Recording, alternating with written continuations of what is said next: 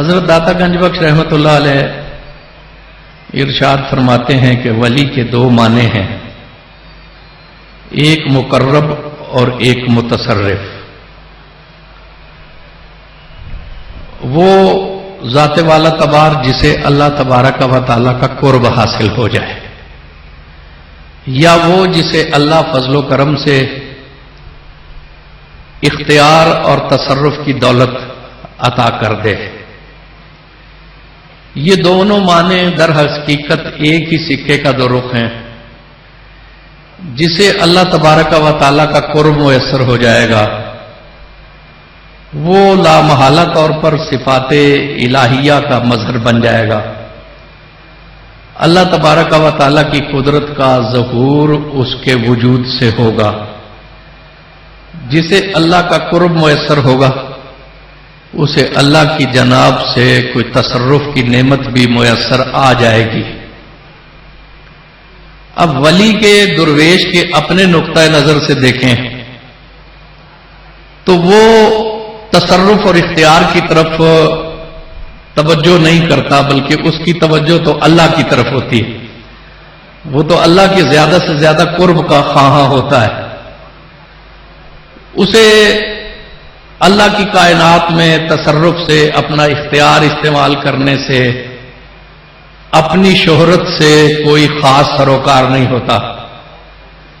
ایک درویش کا قول ہے کہ لوگوں میں شہرت حاصل کرنے سے بہتر یہ ہے کہ انسان اللہ کی بارگاہ میں نیک نام ہو اور مشہور ہو۔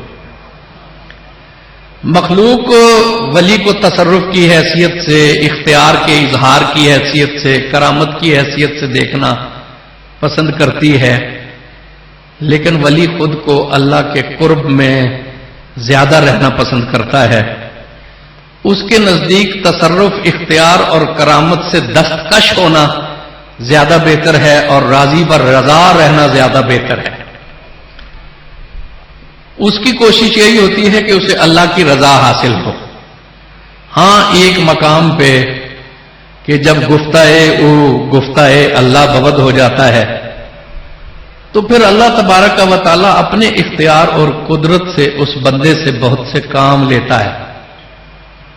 اس میں بھی درویش اپنے نفس کی طرف نہیں دیکھتا، اسے اپنا کمال نہیں دیکھتا، بلکہ بہت عاجزی سے سر جھکا کر کہتا ہے ھذا من فضل ربی، یہ تو اللہ کا فضل ہے۔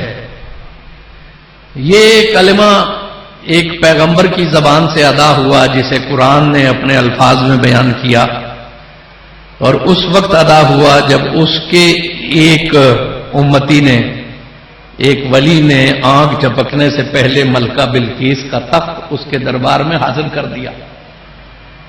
تو پیغمبر نے کسی تکبر کا اظہار نہیں کیا، پیغمبر نے اپنے درباریوں کو مخاطب کر کے یہ نہیں فرمایا کہ دیکھو کہ اگر میرا ایک امتی، میرا صحابی، میری امت کا ولی یہ کمال رکھتا ہے تو میری ذات میں کتنے کمال ہوں گے، بلکہ پیغمبر نے نہایت عاجزی سے سر جھکا کر کہا ھذا من فضل ربی، یہ تو میرے اللہ کا فضل ہے۔ لیبلونی اشکر ام اکفر، میرے اللہ نے اس نعمت کے اظہار سے مجھے آزمایا ہے کہ میں اس کی بارگاہ میں شکر کرتا ہوں یا کفران نعمت کرتا ہوں۔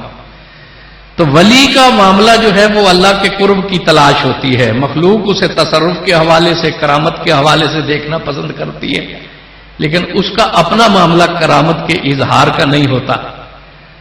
بلکہ اولیاء نے تو ایک بہت نقطہ سمجھا دیا کہ جو اللہ تبارک و تعالیٰ کا بندہ اپنے اختیار سے، اپنے کشف سے صرف نظر کرتا ہے اور دستکش ہو جاتا ہے، اسے اللہ صاحب الہام بنا دیتا ہے۔ حضرت داتا صاحب نے فرمایا کہ کشف جو ہے یہ بندے کی اپنی صفائی نفس ہے، اس کی ایک اپنی قوت ہے، وہ اللہ کی عطا ہے، لیکن اس کے وجود میں ایک پاکیزگی پیدا ہو جاتی ہے، صفائی پیدا ہو جاتی ہے۔ اس کا باطن جو ہے وہ معاملات دنیا کا یا کائنات کا عکس بن جاتا ہے، آئینہ بن جاتا ہے، وہ اپنے باطن میں ان معاملات کو دیکھتا ہے، اسی کو کشف کہتے ہیں۔ لیکن وہ کہتے ہیں کہ جو الہام ہے نا وہ اللہ کی عطا ہے، فقیر اپنی ذاتی طاقت پر نظر کرنے کی بجائے اللہ کی عطا پہ نظر کرنا زیادہ پسند کرتا ہے، تو کوئی اپنی مرضی اور رضا سے جب کشف سے دستکش ہو جاتا ہے تو اللہ پھر اسے صاحب الہام بنا دیتا ہے۔ اور اس سے زیادہ خوش قسمت کون ہے کہ جس کی باغ دوڑ جو ہے وہ اللہ کے ہاتھ میں ہو جائے۔ حضرت سیدنا غوث اعظم رضی اللہ تعالی عنہ نے ایک لباس زیب تن فرمایا، تو جس کے ہاں سے وہ کپڑا آیا تو اس کے دل میں ایک اندیشہ پیدا ہو گیا کہ ہے یہ درویش، ہے یہ فقیر، لیکن اتنا قیمتی کپڑا زیب تن فرما رہا، تو یہ اندیشہ آنا تھا کہ اس کے وجود میں ایک کیل سا نمودار ہو گیا۔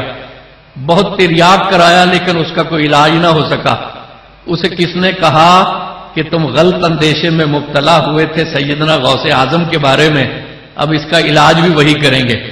وہ آپ کی بارگاہ میں آ کر ملتجی ہوا اور اس نے معذرت کی کہ میں نے آپ کے بارے میں غلط اندیشہ کیا۔ آپ نے دعا فرمائی، اسے افاقہ ہو گیا، اور پھر آپ نے فرمایا کہ اللہ کے بندے، مجھے تو 70 بار ہر روز اللہ کی بارگاہ سے قسم دی جاتی ہے کہ اے عبد القادر، تمہیں ہماری قدرت کی قسم ہے تم یہ کھا لو، تمہیں ہماری قدرت کی قسم ہے یہ پہن لو۔ جو اللہ پہناتا ہے ہم پہن لیتے ہیں، جو اللہ کہتا ہے ہم کھا لیتے ہیں، ہمارا اختیار اور تصرف تو ہے ہی نہیں۔ اللہ اگر ہماری بھوک پہ راضی ہو ہم بھوکے رہتے ہیں، اللہ ہماری سحری پہ راضی ہو ہم کھانا تناول فرما لیتے ہیں، وہ کہے ہم سادہ کپڑا پہن لیتے ہیں، وہ کہے تو ہم قیمتی کپڑا پہن لیتے ہیں۔ درویش تو دستے دوست میں اسی طرح ہوتا ہے جس طرح مردہ غسال کے ہاتھ میں ہوتا ہے۔ اکابرین تصوف کہتے ہیں کہ تصوف کا مقام محمود یہ ہے کہ انسان اس طرح ہو جائے جس طرح مردہ بدستے زندہ ہوتا ہے، وہ اسے دائیں کر دے وہ دائیں ہو جاتا ہے، بائیں کر دے بائیں ہو جاتا ہے۔ جس طرح مردے کا اپنا اختیار غسال کے ہاتھ میں نہیں ہوتا، اس طرح فقیر کا بھی اپنا اختیار نہیں ہوتا، وہ وہی کرتا ہے باشد آنان ماں بکف اختیار دوست۔ وہ جو بھی کہتا ہے اللہ رب العزت کے ہاتھ میں اس کا اختیار ہوتا ہے۔ تو ولی کے دو معنی ہیں، ایک مقرب اور ایک متصرف۔ ولی خود کو تقرب میں زیادہ سہل محسوس کرتا ہے، وہ اللہ کی بارگاہ سے قریب تر ہونا چاہتا ہے۔ درویش لوگ جو ہے وہ اس کے تصرف کے زیادہ قائل ہیں، لیکن حقیقت میں درویش کو خود تصرف اور اختیار سے اتنی دلچسپی نہیں ہوتی۔ پیغمبر صاحب اعجاز ہوتے ہیں، پیغمبر کو جب اللہ کا حکم ہوتا ہے تو وہاں معجزے کا اظہار ہوتا ہے، لیکن ایک ہے کہ کفار کے سوال پہ اللہ کے حکم پہ کوئی معجزہ دکھانا۔ حضرت سیدی عبدالعزیز دباغ رحمت اللہ علیہ نے تو یہاں تک لکھا ہے کہ کوئی صحابی جب نبی کریم صلی اللہ علیہ وآلہ وسلم سے معجزہ طلب کرتا تھا یا کسی ایسی بات کا تقاضا کرتا تھا کہ جو ماورائے عادت ہو، تو حضور اکرم صلی اللہ علیہ وسلم اس کا سوال تو پورا کر دیتے تھے، لیکن باطن میں حضور کی طبیعت مبارکہ پر یہ سوال گرا گزرتا تھا، اس لیے کہ حضور سمجھتے تھے کہ جو معجزہ دکھانا ہے یہ پیغمبر کی شان سے کوئی بلند تر چیز نہیں ہے، بلکہ پیغمبر کو اللہ نے عرفان اور معرفت کی جو دولت دی ہے، معجزہ تو اس سے بہت نیچے کی چیز ہے۔ یہ سیدی عبدالعزیز دباغ رحمت اللہ علیہ نے لکھا ہے۔ تو جب پیغمبر جو ہے وہ اپنے اختیار سے تصرف کو پسند نہیں کرتے، پیغمبر کی چونکہ ڈیوٹی ہے وہ صاحب اعجاز ہوتا ہے، جہاں تبلیغ کے مقاصد ہوں اسے اللہ کا حکم ہوتا ہے، اور جب اللہ کا حکم ہو تو اس کا ظہور واجب ہو جاتا ہے۔ اگر پیغمبر کے اس ذوق کو سمجھ لیا جائے تو آج ہمارے معاشرے میں جو ہزار جھگڑے ہیں وہ جھگڑے ختم ہو جائیں کہ وما ينطق عن الهوى ان هو الا وحی یوحی۔ پیغمبر فی نفسے ہی اپنی ذاتی کمالات دکھانے کے لیے تشریف نہیں لاتا، وہ اللہ کے دین کی تبلیغ کے لیے تشریف لاتا ہے۔ اس کا فی الاصل موضوع جو ہے وہ مخلوق کے لیے اسوہ حسنہ پیش کرنا ہوتا ہے۔ جب تک ناگزیر نہ ہو جائے پیغمبر چاہتا نہیں کہ غیب کی بات شہود میں آ جائے۔